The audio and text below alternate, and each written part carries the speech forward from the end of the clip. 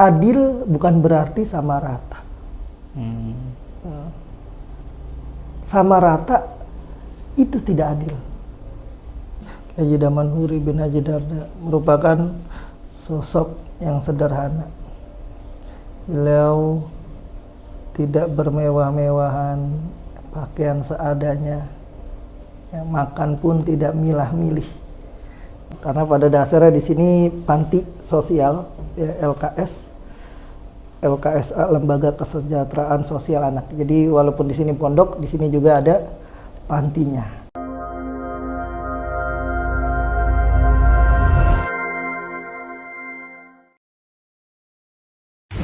Tarbin Podcast, kreatif, inovatif, dan inspiratif.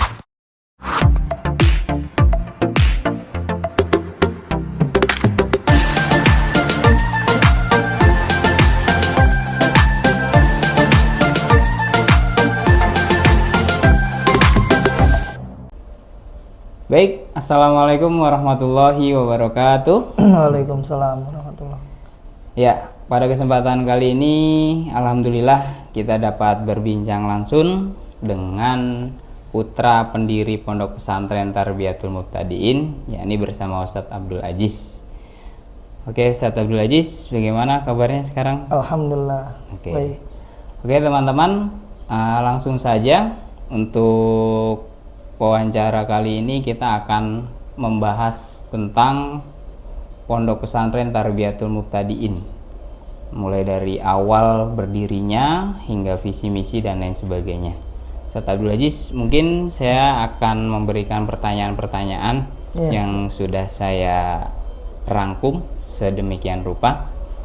Nah, untuk pertanyaan yang pertama, bagaimana sejarah berdirinya Pondok Pesantren Tarbiyatul Mubtadiin? Boleh saya langsung jawab? Silakan. Ya, monggo.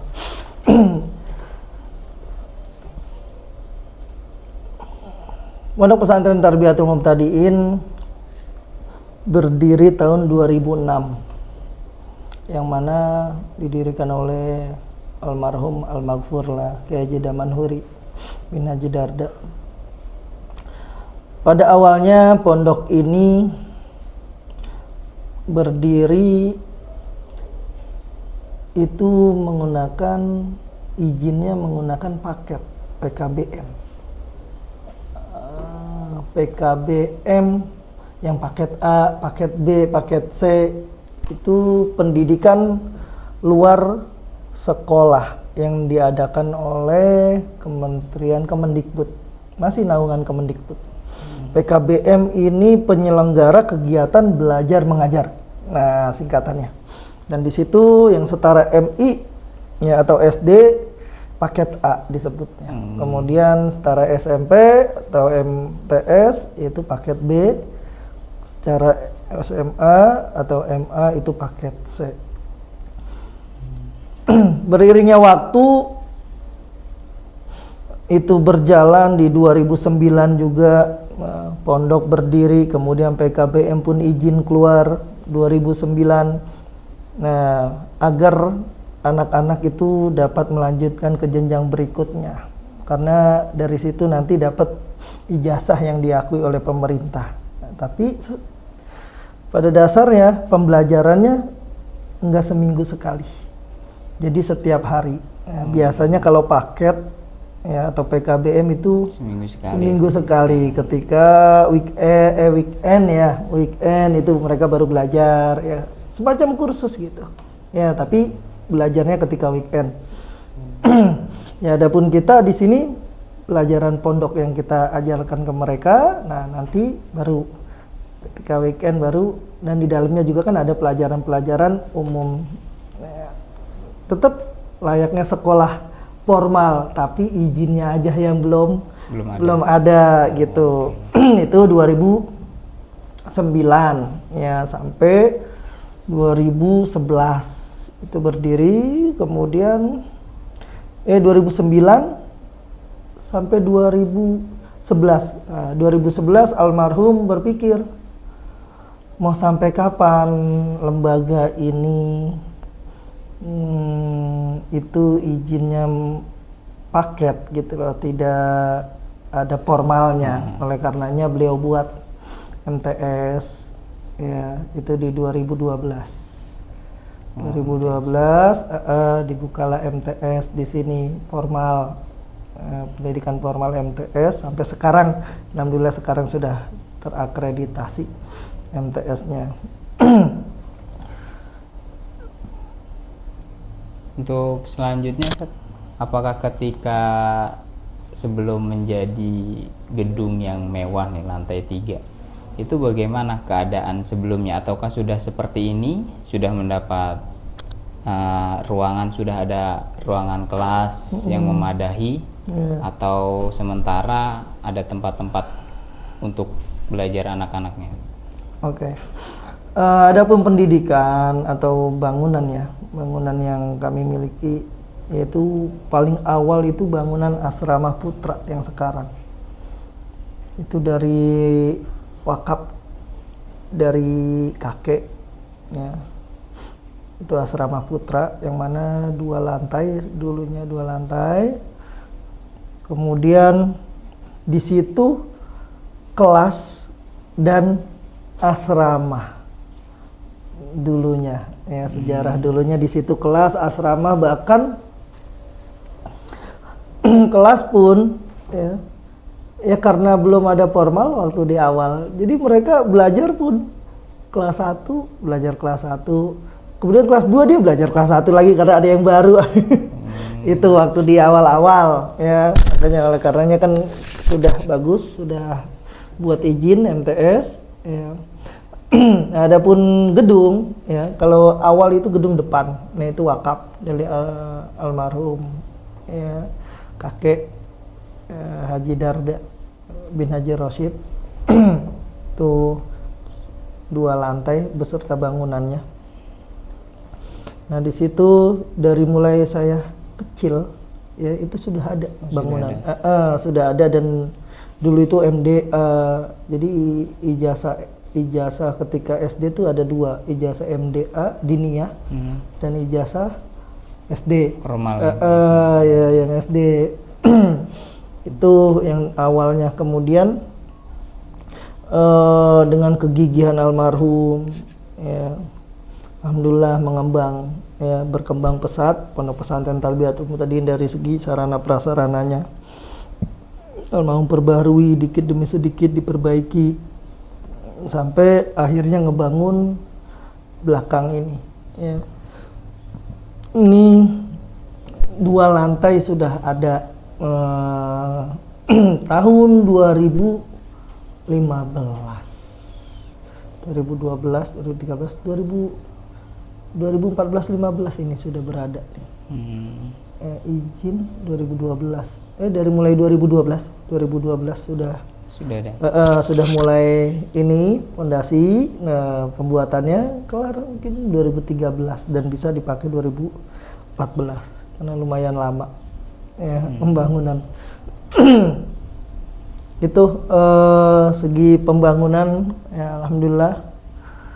Kemudian adapun yang lantai 3 baru tahun ini ya, tahun kemarin yang lantai 3-nya ini. Makanya oleh karenanya kita kokohkan lagi yang sudah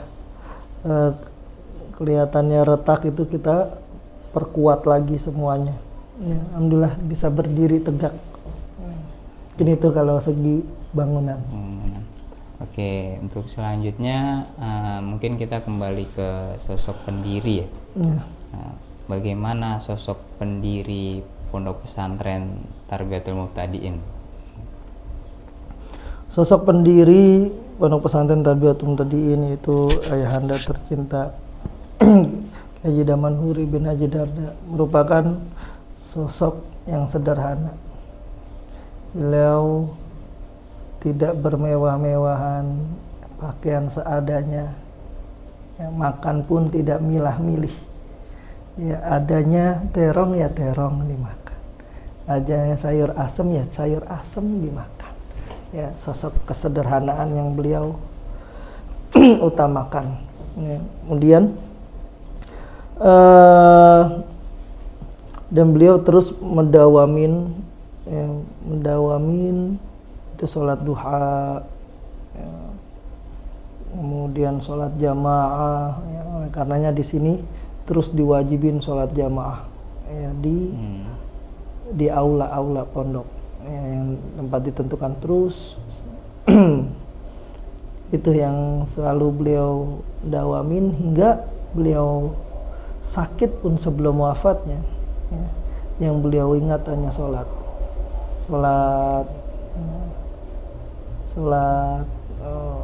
karena ya karena perbuatan baik, ibadah beliau yang istiqomah itu, dan ketika beliau sakit pun terus yang beliau ingat itu. Gitu. Di kesederhanaan yang sangat dipegang teguh oleh sosok pendiri Pondok Pesantren Tarbiyatul Muqtadin. Oke, untuk selanjutnya Ustaz, kalau tadi kita sudah membicarakan tentang sejarah berdirinya, kemudian sosok pendiri, mungkin selanjutnya ada sejarah perkembangan Pondok Pesantren Tarbiyatul Muqtadin ini bagaimana Ustaz? Dari proses awal, kemudian sekarang sampai terbentuknya MIT, Madrasah Ibtidaiyah Terpadu. Iya. Adapun perkembangan dari tahun ke tahun, alhamdulillah sudah terlihat perkembangan. Karena kami berpikir masa-masa awal itu masa pembangunan, masa kedua itu perkembangan, masa ketiga itu perluasan. Sekarang kita masuk dalam masa perkembangan. Ketika kita amati dengan seksama, ketika awalnya Pondok Pesantren Tarbiyatul Muqtadin itu jarang banyak orang yang tahu. Dan di sini muridnya sedikit. Dan di sini yang masyarakat tahu Pondok Yatim Piatu. Tuh, karena pada dasarnya di sini panti sosial, ya, LKSA, Lembaga Kesejahteraan Sosial Anak. Jadi walaupun di sini pondok, di sini juga ada pantinya. Oleh karena di sini bagi santri dan santriwati yang yatim, ya, dan ibu belum menikah lagi, kita gratiskan semuanya full. Ya, bahkan ketika berprestasi kita akan kuliahkan, kita akan jadikan kader pondok. Itu biar nafi, ya, jadi biar dapat bermanfaat bagi orang tua ibunya atau neneknya atau kakeknya, keluarganya, biar jadi penyelamat nanti di akhirat. Kemudian itu yang dikenal oleh masyarakat. Makanya terus datangan. Awalnya di sini kita gratiskan semuanya, berdatangan itu yang mampu. Ya. Karena adil bukan berarti sama rata. Sama rata itu tidak adil. Karena satu sama lain berbeda. Ya. Berbeda kebutuhan, berbeda semuanya. Kalau kita adilin juga, kita sama rata kan, itu nggak adil. Kayak adik kakak yang dikasih uang sangu gitu ya. Jajan, kakaknya dikasih 10.000, adiknya kasih 10.000, mungkin nggak adil. Iya, sesuai kebutuhan. Adik jangan dulu bayar makan. Kalau kakaknya mungkin banyak keperluan yang dia beli gitu, apa beli buku atau apa, adiknya belum bisa baca buku gitu. Jadi kan lebih berbeda gitu loh. Makanya kita di sini kita terapkan itu, ya. Dan di sini yang yatim, ibu belum nikah lagi, itu kita gratiskan. Kemudian yang tidak mampu pun, ya, karena pada dasarnya di sini panti awalnya, yang tidak mampu itu terus kita kita pegang teguh, ya. Untuk yang anak yatim di sinilah tempatnya. Kemudian untuk yang tidak mampu itu menyertakan SKTM, ya, dengan biaya setengahnya. Tidak full ya. Betul. Jadi kita kasih beasiswa 50% bagi yang SKTM yang tidak mampu dengan menyertakan surat tidak mampu dari desa. Itu dalam segi perkembangan alhamdulillah terus berkembang, bahkan kita tiap tahun mengumpulkan nabung yang nanti kita tebok ketika Muharram. Itu program tahunan. Program tahunan ya, kita nabung kemudian kita tebok untuk menyantuni anak-anak yatim. Nah, yatim daerah sini sekitar ya, karena saya ingin memberitahukan bahwa tempatnya anak yatim di sini. Tuh, di sini mereka digembleng ya, dididik ya, kemudian tanpa biaya, makan sudah kami sediakan, segala macam sudah dipersiapkan ya di sini ya, biar anak yatim itu nanti masa depannya cerah ya, dia tidak terkontaminasi dengan ya budaya lingkungan yang buruk. Nah, itu makanya tujuan kami ya, kami tarik ayo sini ke pondok nak ya, ke pondok tempat kamu belajar menurut ilmu biar jadi manfaat ke depannya, biar ngerubah ya. Mindset orang ya. Betul. Mindset orang biasanya kan anak yatim itu nakal dan lain Betul. sebagainya. Itu itu dari segi tiap tahun itu kita santuni mereka ya, khususnya yang kecil, di paling besarnya itu 6 SD, jadi tingkat SD yang kita santuni ya. Biasanya kalau sudah besar mereka malu untuk datang ya, karena disebut yatim kan, kullu sogirin sogirotin la abalahu, setiap anak laki-laki atau perempuan yang kecil tidak memiliki bapak itu yatim ya. Yang kecil, nah di sini kan definisi kecil itu apa, nah ya udah kita ambil yang kecil itu tingkat SD, karena balik yang disebut kecil kan yang belum balik, nah itu yang kita ambil. Dan di situ pun variatif. Yang tadi saya bilang adil bukan berarti sama rata. Nah di situ bagi yang yatim piatu ya, mereka akan dapat lebih besar. Yatim piatu cacat ya, itu paling besar. Yatim kemudian SD atau tingkatnya belum sekolah. Nah ini kita ada poin-poinnya. Itu yang tadi kita bilang. Ada kriteria-kriteria dan kita pahami. Kita pahamkan bagi anak yatim dan keluarganya, ya ibu-ibunya, ya. Jangan iri, karena berbeda kebutuhan. Kasihan yang yatim piatu, dia hidup sebatang kara. Kualifikasinya betul. Oke, alhamdulillah nominalnya lumayan, ya bisa mereka buat jalan-jalan, buat beli baju Lebaran, ya bahkan biar. Ya seharusnya ini pengennya mah tiap bulan, bahkan tiap hari. Cuma kita baru bisanya tiap tahun. Ya, insya Allah kalau ingin tiap hari ya ke sini. Ya, ketika di sini kan jadi kita ininya tiap hari gitu. Kita santunin merekanya tiap hari dengan apa? Makan di sini, belajar pendidikan, itu tujuannya mah. Itu ke depannya. Oke, di sini habis itu tahun 2019 ya.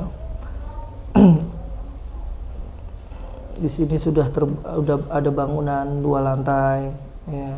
Kemudian siswa ketika itu santri masih sedikit, sangat minim ya di sini. Jadi banyak ruangan yang mubazir. Nah, di tahun 2019 kemarin. Kemudian kami berpikir sayang gedung ada 2 lantai tapi dipakai cuma 3 buat 3 kelas. Oleh karenanya di tahun 2019 ya, kami mendirikan bimbingan masuk gontor atau bimator dan juga MIT ya, Madrasah Ibtidaiyah Terpadu Tarbin ya. Kata Tarbin ini sebenarnya singkatan dari Tarbiyatul Mubtadi'in, karena biar gampang nyebutnya. Disebutnya gampang. Biasanya kalau Tarbiyatul Mubtadi'in banyak yang terserimpet karena panjang. Dan ini kata pun diambil dari majelis majlis belajarnya almarhum ketika di Kempek, ya, nama majlis halakoh ya, ya itu Tarbiyatul Muqtadiin. Ya, makanya Tarbiyatul Muqtadiin ini yang Kempek pasti paham ini nama majlis di sana. Ya. Mungkin bisa diceritakan arti dari Tarbiyatul Muqtadiin ya. Oh gitu. Ya, Tarbiyatul Muqtadiin, tarbiyah itu pendidikan. Muqtadiin itu pemula, dasar. Nah, makanya di sini belum ada MA-nya karena sesuai nama pendidikan dasar. Namanya pendidikan dasar yang dasar pondasi yang kita ajarkan ke mereka. Tuh, makanya di sini ada dari RA ya, dari TK, terus pondasinya dari TK sudah kuat, dikuatkan lagi di MIT-nya, kemudian di MTS-nya. Nah, setelah itu bisa kita oper karena di sini kurikulumnya gabung perpaduan gontor ya, kita terapkan di sini ya. Oleh karenanya setelah dari sini ya kita rekomendasikan untuk lanjut ke gontor ke anak-anaknya untuk untuk bisa lebih luas wawasannya ke sana. Kemudian biar cita-cita almarhum juga ya, bahwasannya ingin keluar negeri ke Mesir ya, kuliah di Mesir belum tersampaikan ya, makanya di sini kita siapkan anak-anak itu setahun 1 juz. Jadi 3 tahun mereka 3 juz biar Ya, setelah itu karena syarat untuk masuk Mesir ya, kuliah di Mesir itu 3 juz. Ini itu perkembangan alhamdulillah sampai sekarang. Ketika 2019 mendirikan Bimator dan juga MI, banyak orang yang tahu karena kalau MI kan pulang pergi, jadi masyarakat sekitar pun merasakan ya, manfaat dari yayasan ini. Manfaatnya ada pondok bagi lingkungan, nah itu hikmahnya. Untuk selanjutnya mungkin kita akan menanyakan perihal kurikulum. Kurikulum yang dipakai di Pondok Pesantren Tarbiyatul Muqtadiin ini berupa apa ya? Oke. Ya, adapun kurikulum yang kita pakai ini, itu kurikulum Kemendikbud ya, Kemendikbud kan IPA, IPS, matematika, bahasa Inggris yang di UN kan. Itu kan Kemendikbud ya. Kurikulum wajib ya itu. Kemudian Kemenak, Kementerian Agama itu SKI, Kurdis, bahasa Arab, fikih ya. Akidah tuh. Jadi yang dari Kemenak tuh. Jadi habis itu dari Gontor kita ambil pelajaran di Gontor kayak mahfuzot, mutola'ah, hadis, tafsir, tajwid. Nah, banyak dari sana. Jadi dalam tiga ini ya, 3 lembaga ini kita jadikan jadi satu di sini ya. Jadi anak lebih luas lagi wawasannya ya, pengetahuannya lebih dalam lagi, yang mana ada pelajaran Kurdis. Kalau di sini Quran sendiri, hadis sendiri ya, jadi nggak digabung Kurdis enggak, tapi Quran sendiri ya. Di sini pakai metode umi ya, Qurannya. Itu kalau kurikulum di sini ya, tujuannya kan setelah dari sini ya, mereka dapat ke Gontor ngerasa ringan ya. Jumlah semua pelajaran itu 24 mata pelajaran di sini ya, karena 3 itu yang kita gabungkan jadi satu, jadinya banyak di sini pelajarannya. Makanya biasanya anak-anak baru kaget ketika lulusan SD datang ke sini untuk mondok ya. Di situ mereka kaget sebulan 2 bulan ya, tentang padatnya kegiatan, tentang banyaknya pelajaran, hafalan tuh. Terus ya tujuannya untuk ngedidik mereka ya, lebih banyak yang mereka dapat gitu. Kalau segi kurikulum ya. Ya, habis dari sini baru kita oper ke Gontor dengan modal mereka 3 juz tadi. Nah, habis itu bisa dapat ke Mesir dari Gontor. Tuh harapannya ya. Baik, untuk selanjutnya setelah kita membahas tentang kurikulum, lanjut untuk penjelasan tentang kegiatan yang ada di Pondok Pesantren Tarbiyatul Mubtadiin. Mungkin bisa dijelaskan mungkin dari bangun tidur sampai kembali tidur lagi. Ya, untuk kegiatan Pondok Pesantren Tarbiyatul Mubtadiin, mereka bangun jam 4 ya. Jam 4 itu sholat tahajud ya. Nah, 1:30 karena takut ngantuk. Habis sholat tahajud tidur lagi lemes. Jadi jam 4 aja yang biar dekat ke Subuh. kita ambilnya ya, dekat ke subuh. Kemudian sholat subuh berjamaah ya. Setelah sholat subuh ya, mereka baca zikir pagi, kemudian mufradat ya, pemberian kosakata, dan juga ada perhalakoh, setoran Qurannya ya, kelompok-kelompok untuk setoran hafalan Quran. Kelompoknya itu dibagi per apa nih? Dibagi per wali, jadi enggak di random ya, per wali. Jadi satu wali megang 10 ya, satu guru pegang 10 anak. Nah itu menyimak hafalan mereka ya, biar nanti ketika pelajaran metode umi ya, pelajaran Quran di habis zuhur itu mereka cepat pindah, cepat selesai target ya. Target kan setahun 1 juz. Dan setelah itu mereka piket mandi sampai kumpul kembali itu jam 7. Jam 7 mereka sholat duha, kemudian membaca Ratibul Haddad ya, karena di sini salafiyah ya, salafiyah modern. Jadi yang disebut salafiyahnya ini yang kita dawamin ya, Ratibul Haddad. Itu yang setiap jam habis sholat duha ya, mereka baca doa sholat duha, kemudian baca Ratibul Haddad ya setiap hari. Selesai baru mereka masuk kelas ya, jam 7:30 tank itu masuk kelas sampai jam 12. Setelah masuk kelas jam 12 sholat, makan ya, sampai jam 1 masuk. Bah, ini pelajaran tahfidz dan Quran metode umi jam 1 sampai jam 2. Nah di situ mereka setoran, mereka ini bacaan ya, setoran bacaan, setoran hafalan. Nah di situ kemudian setelah itu baru pelajaran sore, ada pelajaran sore sampai jam 3:45. Nah dari jam 3:45 baru mereka menunggu asar ya, persiapan menunggu asar. Nah, asar tidak tentu, kadang jam 3 ya, kadang jam 3 kurang. Karena sekarang aja ini jam 3 lebih ya. Jam 3 lebih makin ke sana.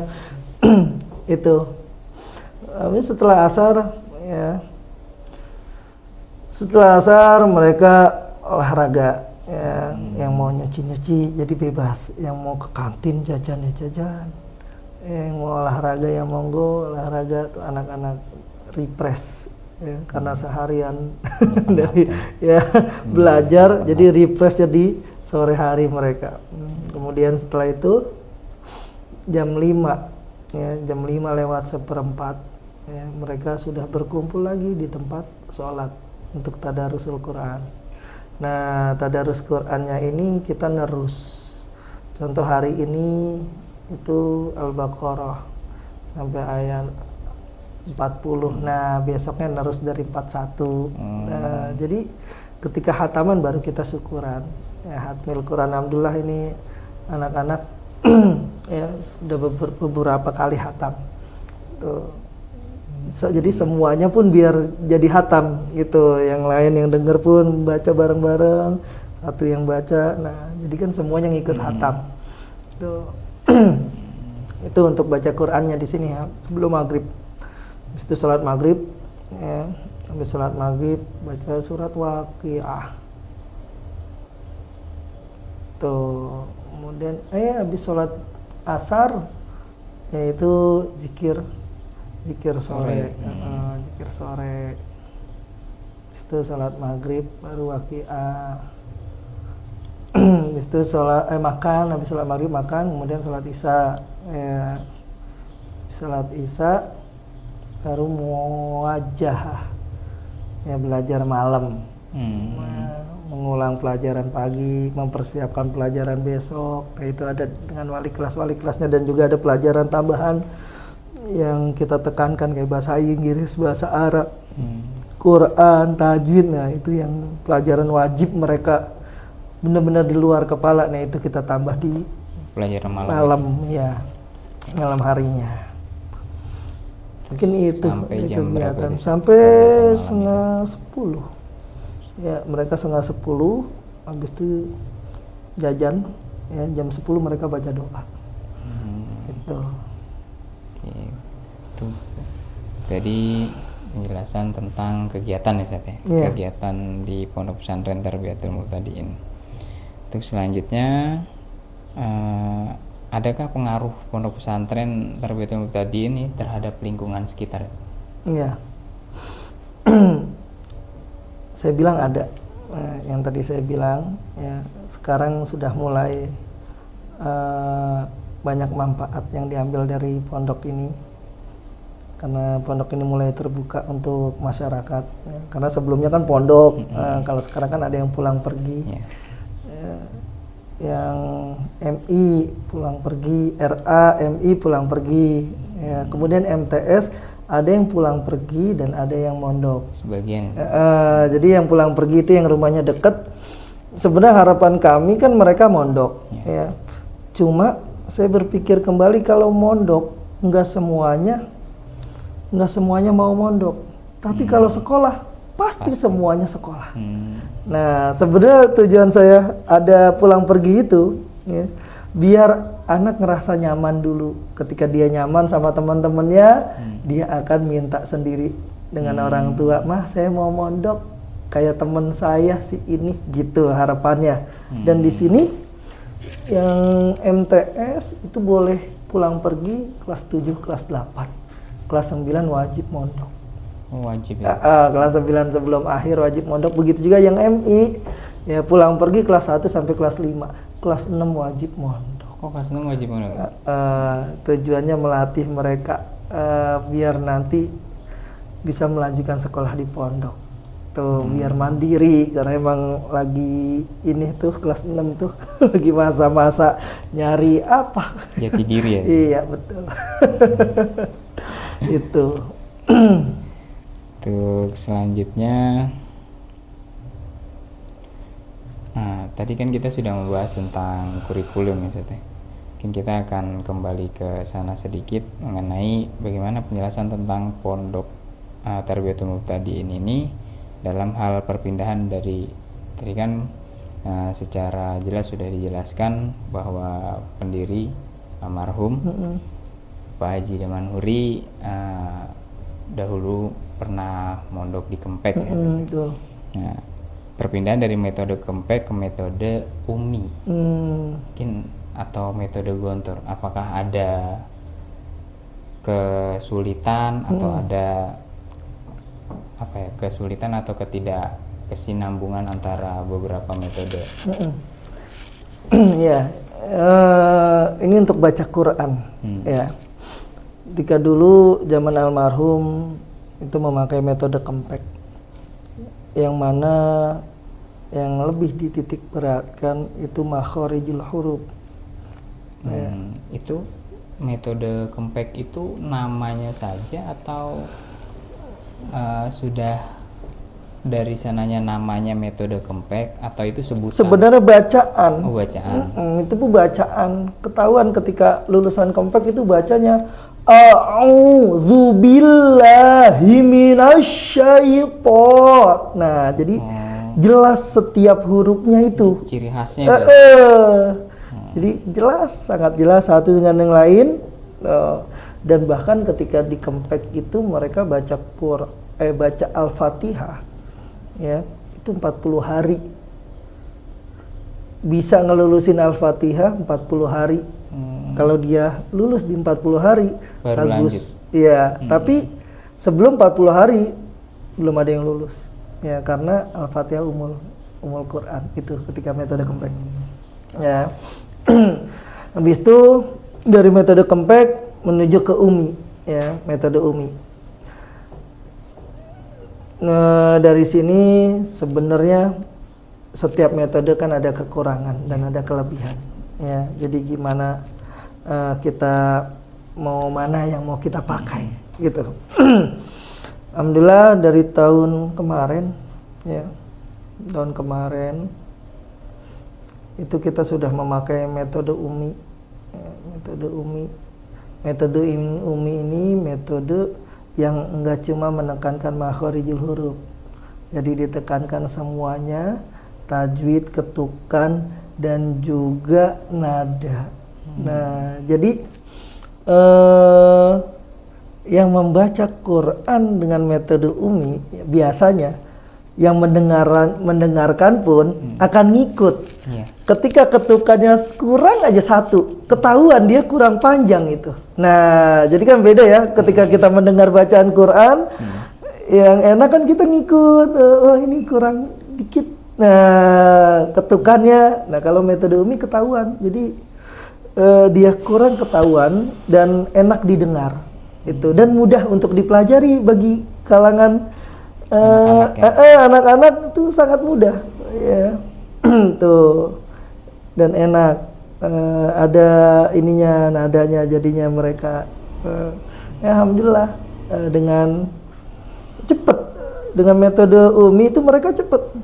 Kalau metode kempek sulit, ya, sulit untuk di ini, ya, karena itu harus neken. Tuh, tapi kalau metode umi, ya, yang penting beda a dengan a, ya. A'udzu billahi minasyaitonir rajim. Kan beda ya, itu kan ada ininya ya, ada nadanya ya.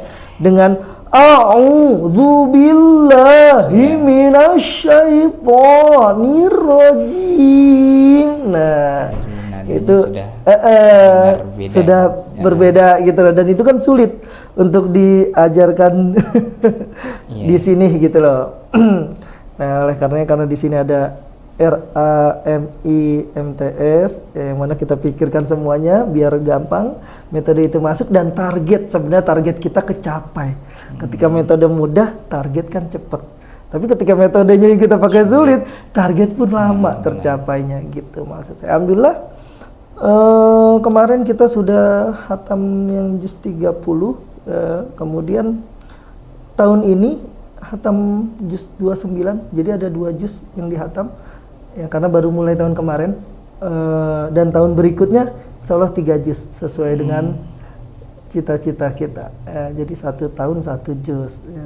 Setelah dia itu urutannya juz 30, 29, juz 29, habis itu baru juz 1. Oh, juz 1. Juz 1. 29. Enggak, juz 28. Jadi lompat ke juz 1. Gitu. Itu yang kita bekalkan kepada mereka. Alhamdulillah sudah terlihat, sudah banyak yang ini. Berjalan ya, Betul. Berarti tidak ada kesulitan ya, antara. Enggak, malah lebih mudah. Betul. Dan pengajar umi pun ketika melihat basic anak sudah bagus makharijul hurufnya, ya jadi enak, jadi tinggal sebenarnya tidak ada kesulitan. Kalau baca Quran sama aja sebenarnya, ya. Cuma beda metode, pada dasarnya kan sama, cuma metode penyampaian ke anak gimana cara biar cepat. Iqra pun sebenarnya kan metode itu yang dulu kita belajar Iqra, cuma nggak ada pengajaran metode Iqra khusus gitu loh maksudnya. Itu kan dari dulu, dari zaman dulu kan kita megangnya Iqra tuh. Nah, jadi kurangnya pengajar di metode Iqra, makanya metode Iqra ya asal ngebaca. Tuh, tapi adanya banyak metode ini, jadi lebih diiniin ketukannya. Nah, yang tadi dibilang ketukan a, ba, ta, aba, tata, tata, bata. Nah, jadi enggak iya semuanya panjang tuh. Itu sebenarnya ya sama. Sebenarnya sama, cuma beda Nah kalau UMI kan nggak sembarangan, nggak semuanya bisa mengajar, harus punya sertifikatnya. Nah nggak semuanya bisa boleh ngajar UMI kalau belum bersertifikat, tidak boleh. Itu makanya kita pakai metode UMI ya di sini. Nggak ada kesulitan bagi anak, malah lebih mudah, lebih cepat, malah senang gitu. Jadi mereka punya dua gitu, bisa membandingkan nanti anak-anak. Untuk selanjutnya sebelum pertanyaan terakhir nih, Iya. tadi kan sudah banyak yang disampaikan oleh Pak Ustadz sendiri. Mungkin secara spesifik ada nggak program unggulan Pondok Pesantren Tarbiyatul Muqtadiin? Ya. Program unggulan kita yaitu yang tadi saya sebutkan. Yang pertama tahfizil Quran ya, 3 juz, setahun 1 juz. Kemudian pidato ya, atau bahasa Arab, bahasa Inggris. Dan untuk program unggulan ini kita terus lombakan mereka biar terus jadi unggulan kita di situ. Jadi ada program semesteran itu lomba-lomba yang mana semua anak itu maju tanpa terkecuali, nggak usah daftar, dia ada nama di absen pasti maju. Jadi yang memang ingin ikut serta silahkan. Enggak, wajib. Oh, wajib. Jadi nggak usah daftar, udah pasti suruh maju. Jadi mau nggak mau dia harus Betul. Jadi maju. yang kita ajarkan hidup pilihan, ya. Semuanya maju, kan kita semuanya hidup gitu loh. Nah, ketika maju ini dia mau berikan yang terbaik atau mau cuma salam doang. Tuh, itu yang kita ajarkan. Ketika dia sebenarnya biar mereka berpikir, iya, sayang kalau cuma maju, saya akan berikan yang terbaik. Sebisa saya gitu, semampu saya. Itu yang kita ajarkan ke mereka, pakai semuanya itu wajib. Nah, itu kelas 7 itu pidato bahasa Indonesia dengan puisi. Itu setiap semester ya. Kita wajibkan mereka. Kemudian kelas 8 itu pidato bahasa Arab dan juz 30. Kemudian kelas 9 ya. Kelas 9 itu pidato bahasa Inggris, surat pilihan, juz 29 dan juz 1. Kelas 9. Mungkin ini akan berubah tiap tahunnya kalau untuk juz-juzan sesuai target kita itu. Surat pilihan itu surat Yasin, Al-Waqi'ah, Al-Jumu'ah, Ar-Rahman, Al-Mulk, Al-Kahfi. Iya itu. Sama ya Al-Mulk udah. Ya, itu surat-surat pilihan. Jadi itu yang kita ini kan unggulkan ke mereka biar mereka megang surat-surat pilihan dan megang 3 juz tuh. Baru mereka dapat keluar dari sini ya sudah punya bekal ya, insya Allah bekal dasar-dasar itu yang disebut, yang kita sebut dasar, yaitu makanya ketika dasarnya sudah tinggi, grade-nya kuat pondasi insya Allah.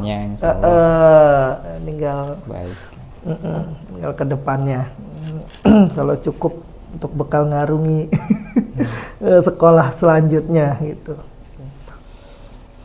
Allah. Mungkin boleh diminum dulu ya. Oh iya, sebenarnya dari tadi saya nunggu penawaran ya. Mari kita minum. Oh iya, monggo. Iya.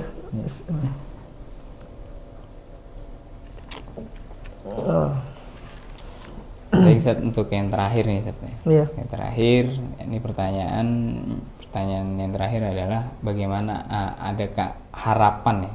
Harapan kedepannya untuk Pondok Pesantren Tarbiyatul Muqtadiin. Ya. Sebenarnya harapan itu bisa dikatakan juga cita-cita kedepannya. Ya sebenarnya kita ingin, kalau gontor kan membuat 1000 gontor. Ya. Kalau tarbin ya, itu akan kita lebih menitik beratkan ke dalam proses sebenarnya, proses untuk dijangka ya, ada harapan jangka pendek, harapan jangka tengah dan nggak panjang itu ya. Kalau jangka pendek cukup ini bisa manfaat lagi bagi masyarakat dan pembangunan pun lebih banyak lagi karena tempatnya sudah sesak ya. Sudah sesak tempatnya. Dan harapan kami sebenarnya nanti kita akan ya meniru Gontor. Kalau Gontor 1.000, nah kita bikin 10.000 tarbin. Ya. Amin. Itu emang sulit ya, emang kalau mau cita-cita harus yang sulit, jangan yang mudah. Ya. Kalau mudah itu bukan cita-cita. Itu kita akan buat ketika emang di sini sudah sempit, ntar kita akan nyabang insya Allah, biiznillah, insya Allah bisa ya. Nah, di sini lahan juga untuk parkir. Itu harapan ke depan ya. Di sini bahkan kita berharap nanti kita pisah antara putra dan putri ya, ketika punya cabang ya. Tarbin 1, Tarbin 2, Tarbin 3 nanti kita akan pisah, dan ini kita wakafkan ya. Semuanya kita wakafkan, kita pakai sistem badan wakaf ya. Biar setelah kita nggak ada terus berkembang, terus ada yang doakan kita. Itu harapannya. Kalau tidak diwakafkan, ironi ngelihat lembaga pendidikan yang belum diwakafkan, yang mana setelah meninggal pendirinya ya anak-anaknya yang berebutan warisan itu. Tapi ketika sudah diwakafkan, ayo monggo doakan yang telah mewakafkan, yang telah berjuang. Itu harapannya untuk ke depan ya. Terus kita buat badan wakaf, terus kita akan melebarkan sayap ya. Itu benarnya. Jadi pondok ini nggak ikut mati setelah pendirinya meninggal, mungkin pondoknya tidak ikut meninggal seperti yang sudah mungkin sudah banyak ya. Iya betul, boleh. Pendirinya meninggal, kemudian pondoknya tidak ada yang ngurus, kemudian jadi ikut. Betul ya. Mati juga. Boleh kita mah mati gitu, tapi pondok nggak boleh mati. Boleh pimpinan mati, ya pondok nggak boleh mati.